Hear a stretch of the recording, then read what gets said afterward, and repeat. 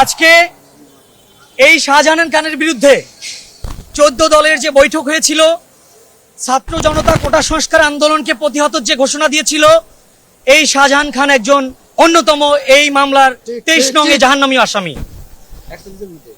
এই আসামির বিরুদ্ধে আজকের ঘটনায় সুস্পষ্ট অভিযোগ।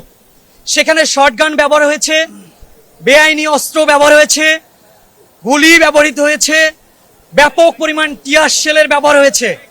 এই শাহজাহান খান যখন ছাত্র কোটা বিরোধী আন্দোলন যে চলছিল, শান্তিপূর্ণ আন্দোলন, সেখানে তিনি আজকে 14 দলের সাথে একসাথে একাত্মতা প্রকাশ করে পূর্বের তার যে কালো অধ্যায়, বিভিন্নভাবে যে এই বাংলাদেশে বিভিন্ন অপতৎপরা সৃষ্টির যে কৌশল, সেটি উনি বিগত 4/8/2024 তারিখে ছাত্র জনতার উপর প্রয়োগ করার কারণেই এই আব্দুল মোতালিব কিন্তু ঘটনাস্থলে গুলিবিদ্ধ হয়ে মৃত্যুবরণ করেন।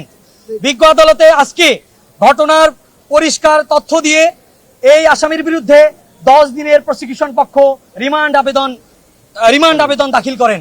পরবর্তীতে আমরা রাষ্ট্রপক্ষে আইনজীবীরা সহায়তা করি এবং বিজ্ঞ আদালত ঘটনা শুনে, এই যেহেতু আব্দুল মোতালিব মারা গিয়েছেন ঘটনাস্থলে, এর কারণে এই আসামির বিরুদ্ধে বিজ্ঞ আদালত সন্তুষ্ট হয়ে 7 দিনের রিমান্ড মঞ্জুর করেন।